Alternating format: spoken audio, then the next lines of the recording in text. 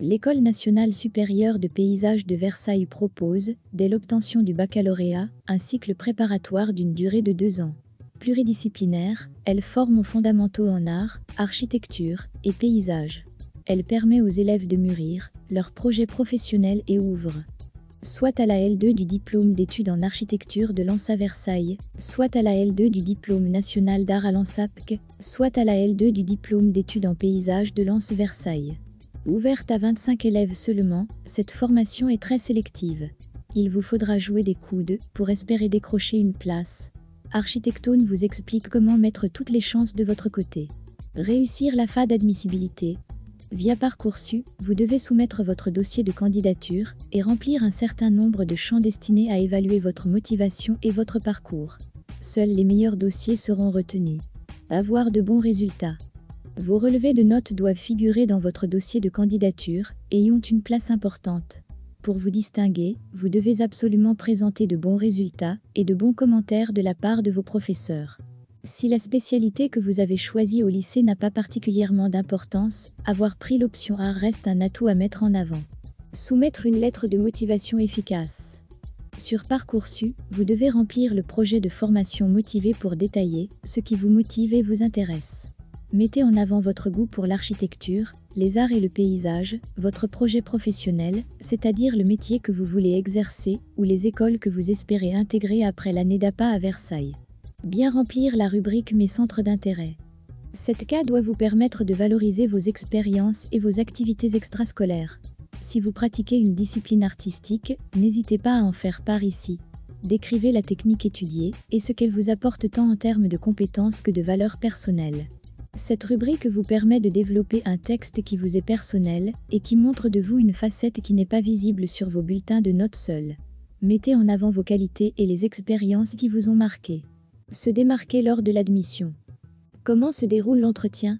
Si vous êtes retenu à l'issue de la première phase, il ne vous restera plus qu'à réussir votre oral d'admission pour assurer votre place. En principe, les entretiens ont lieu en mai et de manière individuelle.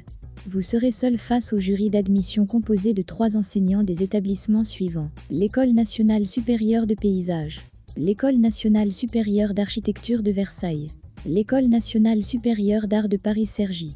L'entretien vise à mesurer votre intérêt pour la formation, ainsi que vos aptitudes et votre potentiel dans les domaines qui y sont enseignés, l'architecture, le paysage et les arts.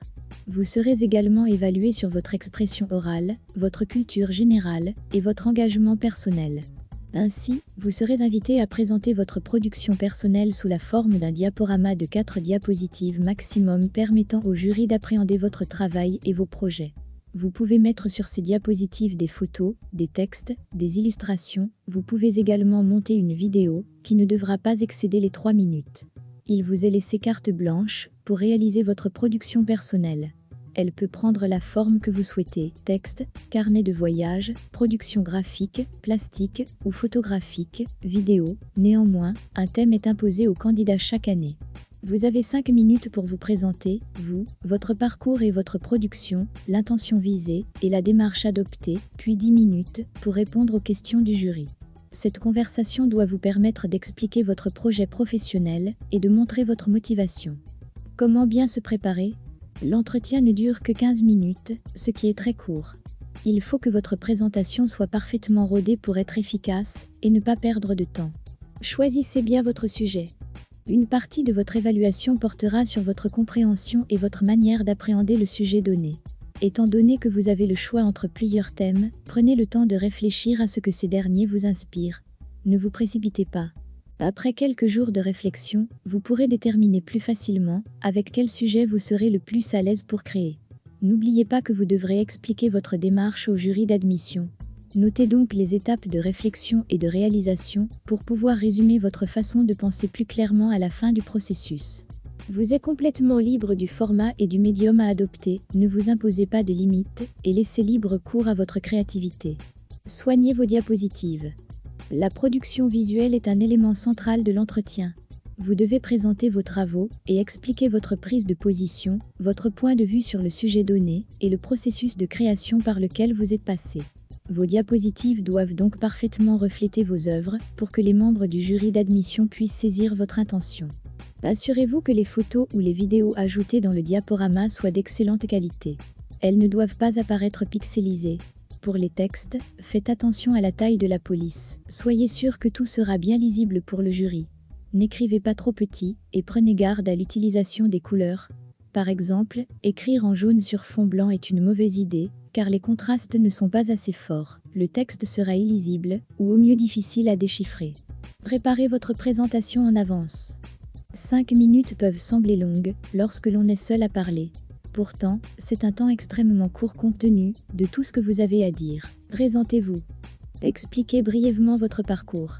Entrez dans le détail de la conception de vos travaux personnels, choix du sujet, choix des formats, techniques utilisées, intention. Préparez votre discours à l'avance et entraînez-vous à passer les diapositives au bon moment.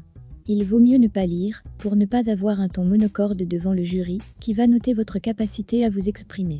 En revanche, servez-vous de notes pour jalonner votre présentation et indiquez-y les passages clés pour vous aider. En vous entraînant en amont, vous allez rendre votre présentation fluide et diminuer votre taux de stress. Anticipez les questions du jury. Les 10 minutes restantes sont consacrées à une conversation visant à vous faire parler de vos connaissances, de votre motivation et de votre projet. Pour ne pas être pris au dépourvu le jour de l'entretien, vous pouvez vous préparer en amont en essayant de deviner quelles questions pourront vous être posées. Voici un petit florigel de ce que les membres du jury sont susceptibles de vous demander. Ébauchez vos réponses en réfléchissant aux raisons qui vous ont poussé à postuler et à vos projets de court et long terme. Le cycle préparatoire étant supposé vous aider à vous orienter, vous n'êtes pas obligé d'avoir un projet de long terme bien défini, mais vous vous démarquerez des autres candidats si vous pouvez parler de quelques idées d'orientation. Développez votre culture générale. Pour avoir une chance d'être admis, vous devrez démontrer votre intérêt pour l'architecture, le paysage et les arts. Cela va passer par une bonne culture générale dans ces domaines.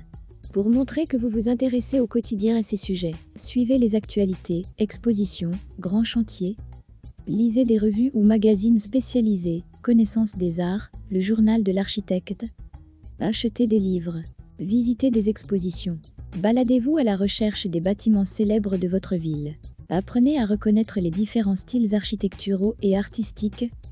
Plus vous avez de connaissances, plus vous serez à l'aise et susceptible de démontrer toute votre passion et votre enthousiasme pour la formation. Pour plus de conseils d'intégration en école d'architecture, abonnez-vous. À bientôt avec Architecton.